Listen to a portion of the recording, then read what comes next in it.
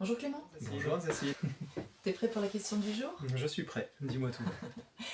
Alors bah écoute, moi j'ai pu constater que dans la tête de pas mal de personnes, Ouais. l'hypnose, ça consiste à ce que le praticien parle beaucoup au sujet, et en fait le sujet est assez passif et le praticien a une sorte de monologue comme ça. Et j'ai même constaté qu'il y a des écoles qui enseignent l'hypnose de cette manière-là. Et je suis toujours surprise de voir qu'il y a d'autres façons de faire. On en a déjà parlé, tu disais dans une précédente vidéo qu'on pouvait tout à fait être en interaction avec le sujet. Et tu expliquais pourquoi c'est intéressant de le faire. Et je me dis que peut-être la question que peuvent se poser certaines personnes, c'est est-ce qu'on ne risque pas, en parlant beaucoup, souvent au sujet, de le faire sortir de transe, de le ramener en fait dans le conscient. Ouais.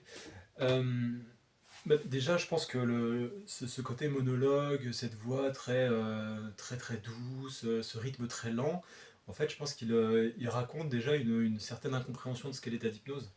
On entend même dans certaines écoles des inductions qui sont orientées vers le corps est détendu, tu es détendu, de plus en plus détendu, alors que la détente n'a rien à voir avec l'état d'hypnose.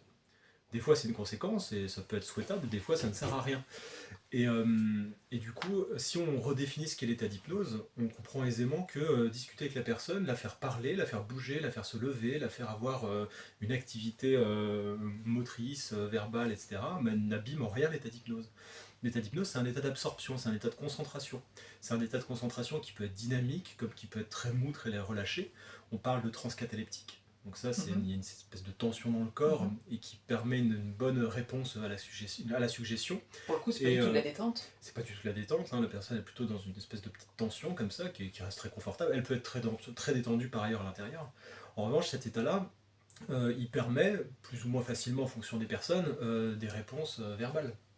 Ensuite, il y a l'état somnambulique. L'état somnambulique, là pour le coup, c'est un état de transe qui est souvent très profond, somnambulique, donc la personne est très profondément en transe, et en même temps, elle donne l'apparence d'être un état normal. Donc elle marche, elle bouge, elle a les yeux ouverts, elle parle, elle pourrait faire tout un tas de choses. On peut voir en spectacle, hypnose de spectacle, la personne elle est plus que dynamique, pourtant elle est très loin en transe, et très suggestible.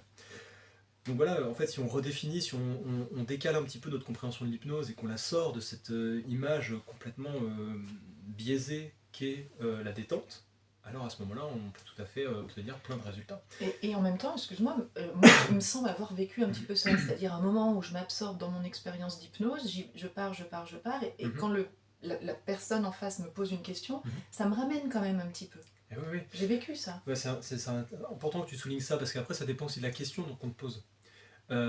Si c'est une question qui est très orientée sur ton expérience sensorielle, sur ce qui se passe pour toi, sur le moment présent, alors ça va beaucoup moins t'embêter que si on te demande d'analyser intellectuellement ce qui se passe, ou ce que tu penses de ceci ou de cela. On ne fait pas fonctionner la même attention à ce moment-là, tu vois. Après, effectivement, il y a aussi des personnes, et j'en fais en partie,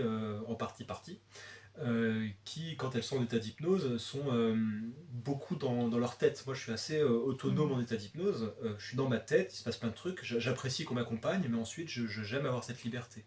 Et des fois, l'interaction peut m'embêter un petit peu. Et donc, peut me faire sortir un petit peu d'état d'hypnose. Mais je veux dire, c'est pas grave, c'est juste un petit effort à faire. Ça va peut-être me faire sortir légèrement, mais Ouais, et en fait, je suppose, pardon, je te coupe encore, mais je suppose que pendant toute la séance, on fait ça. C'est-à-dire, ça s'approfondit, on remonte un petit peu, ça se rapprofondit de nouveau, et en fait, c'est ok. L'état d'hypnose, effectivement, comme tu le décris très bien, l'état d'hypnose, c'est quelque chose qui est toujours mouvant.